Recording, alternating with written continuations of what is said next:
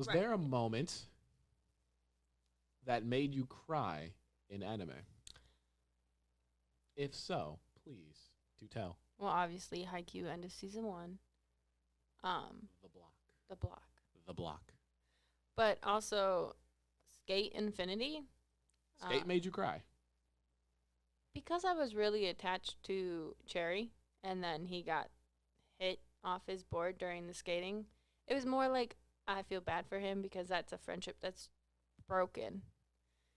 And one of my favorite characters is in the hospital.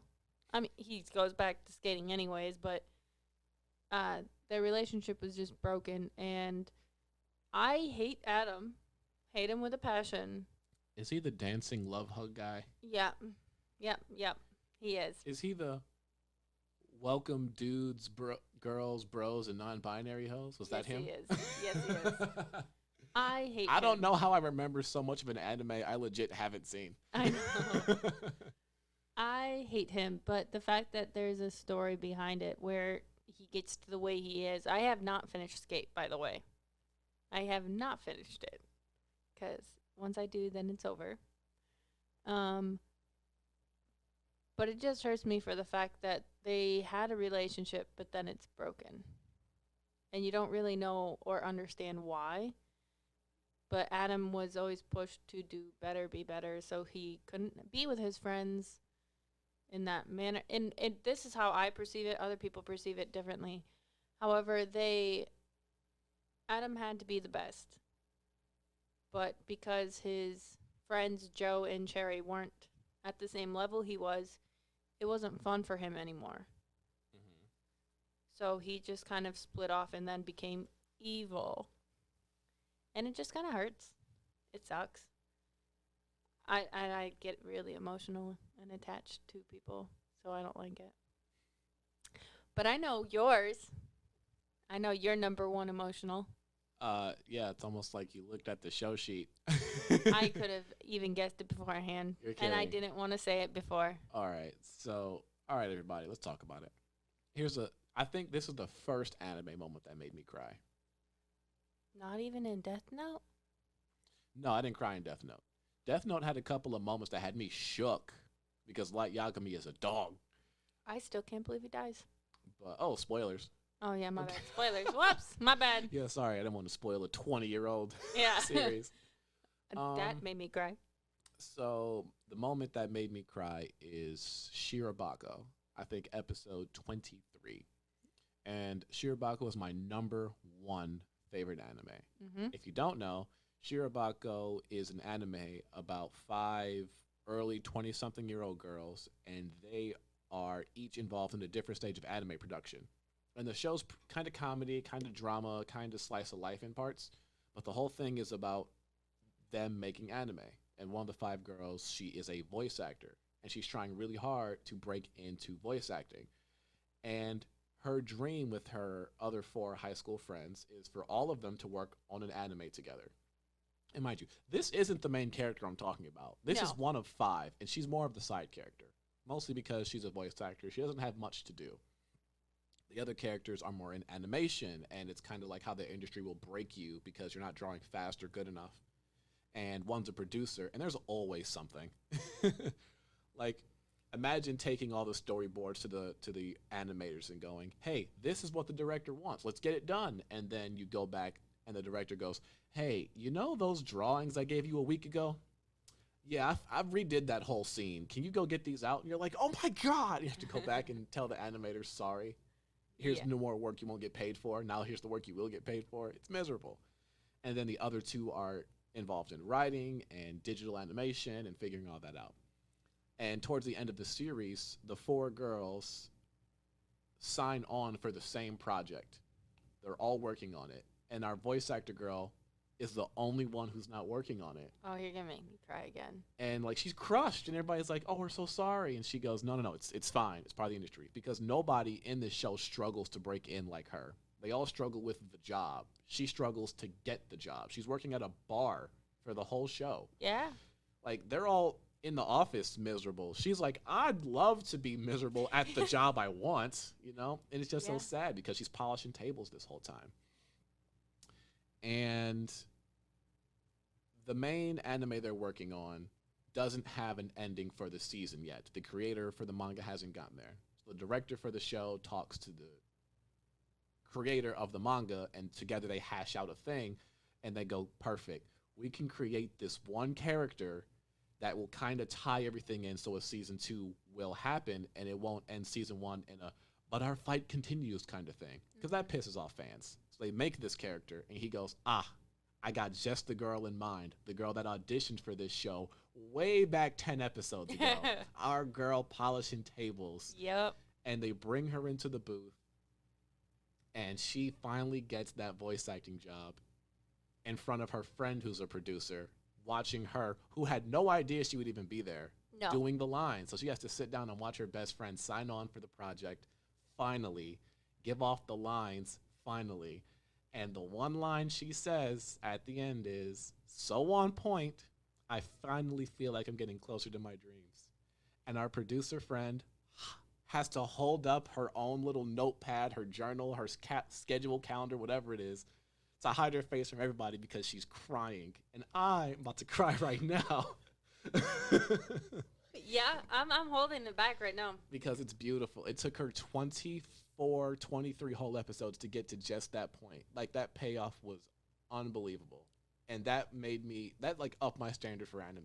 I was like, I need to feel like this sometimes. I was so happy. I remember you were like, Ash, watch this anime. And then I did, and I was letting you know, hey, I'm approaching this episode, and you're like, all right, text me when you hit the point to where you think I cried. And you were at Sioux Valley, and I was like, Evan, I know exactly the moment where you cried. I was in tears. And I texted it to you, and you're like, yeah. I had to pause. I know. I was legit sobbing. I was so happy, but so sad. It's so sad at the same time because it's over. I hate it. It's over. I know. They all accomplished their goals, and they wrap it up in the next episode. And it just felt great. It was such a happy cry. That's why I don't finish things. I love endings. I hate endings. Without talking too much more about myself on my pod, I do what I want. Like, I've liked a lot of shows that were just decent, but they had really great endings. Like that, the ending is really what sticks it for me. I'm going to do a shout out that's not an anime. Insecure. The ending to it for this final season was fantastic, and I think I'm actually okay with that ending. Speaking of endings, what was an anime that you think really stuck the landing? I know you don't like endings. I really don't. You disliked like How to Train Your Dragon 3, even though it was a good movie. You were just upset that the whole franchise was over. Yeah. Because it's so sad in how it ended. Maybe I'm asking this question to the wrong person. Yeah, I think you're asking the wrong. Ask me once Attack on Titan, the final season, is over. You're not going to like that. I know. It'll be over. I know. But most of the anime that I'm watching now is kind of ongoing. Like, it hasn't really truly been to an end except for, like, Death Note, Soul Eater. I actually liked Soul Eater's ending before the bad guy came out. Oh, the Kishin. Yeah. I think that fight was maybe not underdeveloped, but I feel like they were talking about him the entire time, and then it was just very underwhelming for the fight. You run into the issue where your main villain is too powerful, otherwise known as the Madara Uchiha problem. Yeah. Madara was smoking everybody. Yes, he was. Before they had to bring out this ass pull of a god rabbit lady. Yes, I'm bitter. Yeah, that was I say as I deadpan the camera. Yes, I'm bitter. Can you actually say Naruto's ending even though there's a Boruto? Yes. Naruto should have ended after Naruto beat Pain. Oh, I 100% agree with that. Naruto and Sasuke should have had that fight. That should have been it after that point. I agree. I don't think there should have been any more after that. Yeah, the Ninja War was an ass pull. Although they had great scenes. Oh, it did have excellent scenes. Like seeing and at this point we're nerding out. Seeing Ino, Choji, and Shikamaru meet Asuma as like the grown adults that they are and having to put him down one more time, that was heartbreaking. It really was. Seeing Naruto fight the Nine Tails, deal with the tailed beast's hatred, seeing his mom and dad, that was beautiful and was heartbreaking. Seeing Sasuke get fucked up by Killer Bee. Fantastic. Man, Killer Bee was nothing to play with. No, he was not. If you tell me, make a list of 5 people you don't want to fight Naruto, Killer Bee is on that list. Yeah, because honestly. Not only is he gonna make your head roll, he gonna rap at you the whole time. I don't know if I could deal with this silly raps either. You have to be focused and ready because he will kill you. And this guy, it's me, the 8 Tails Hachibi, the rapping Killer Bee. Yeah. Like, I'm like, bro, shut up. Remember the fact that he was trying to sell tickets to his concert? Oh. My God. And his assistants were like, do we really have to go? Although Kisame's death in Naruto, that was a fantastic moment after he's fighting Guy, and then he remembers Itachi's words. He was like, yeah, that son of a bitch was right. You do find out who you really are in the end. Which also, if they didn't have the whole big war, then you wouldn't have seen Might Guy's actual true abilities when he's taking down that whoever that Madara. When he's taking down Madara at the end. Don't care. Figure something else out. That really wasn't Madara. I didn't want 400 other episodes to figure that out. That's fair. I enjoyed it. I didn't want 400 episodes to figure it out. I'm good. I enjoyed it, but I think that's just because I like the fighting scenes in general. Oh, no. The war. When Naruto wants to look good, it looks good. It looks great. Seeing Guy and Rock Lee go off in the taijutsu, top tier. Seeing Naruto when he finally masters the tailed beast thing and he's just going off in like all the different war zones, excellent. And I like the fact that Killer Bee was actually teaching Naruto, but it was also killing Killer Bee for the fact that he had to lie to Naruto about the war actually going on the outside. Yeah. As they're moving on that turtle, whatever you want to call it, the island turtle. Yeah, the chakra, whatever it was. Whatever that place was, it was nice. The sea lion turtle. Whatever it was, I'm picturing exactly where Naruto is, but the only thing in my head that pops up is the lion turtle that Aang was on in Avatar: The Last Airbender. Maybe that's where I'm thinking. At the very end. No, but they were in some secret place. They were, and it was moving sealing constantly. all chakra. But, you know, the war arc had great moments, but, like, it felt like it could have been over. It could have been. It could have been a couple hundred over. episodes sooner. It could have been. Naruto could have finished after Pain and the Sasuke Naruto fight, but it didn't.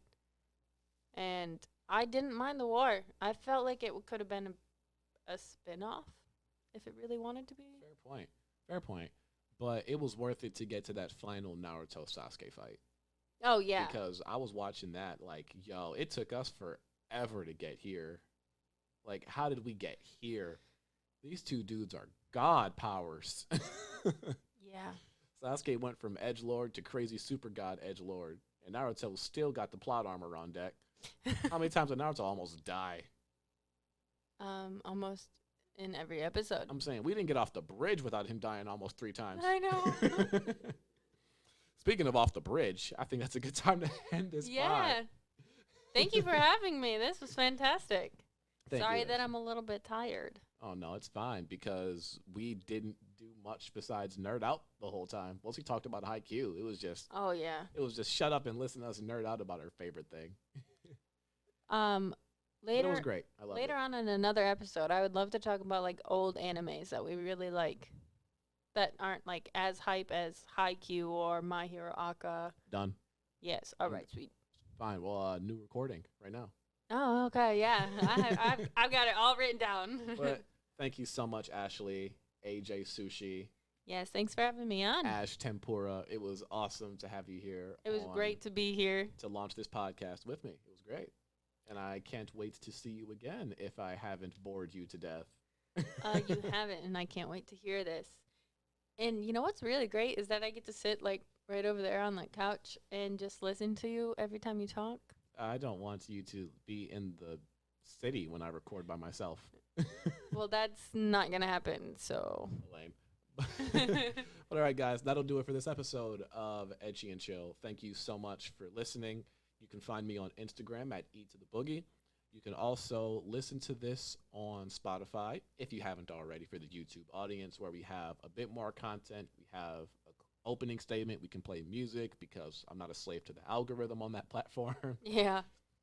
And plus, it's a lot more fun. So thank you for listening. Your viewership is quite enough for me. Thank you for clicking and giving me a chance.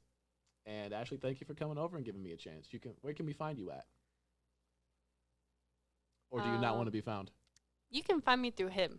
Honestly, I really don't know my handles. I'm sorry. I'm trash. It's all right. You're not a social media person. I'm not. I think it's 8wicks and 5, but I couldn't tell you. I think your Instagram is Ashley Jane Sushi. But don't worry, guys. You can always go on there and figure it out anyway, because we have like 90 photos together from con. All 20 of our anime changes. She's there. I'm there. I'll be there. He tags me. My favorite part was Evan tagged me, and I was like, for what?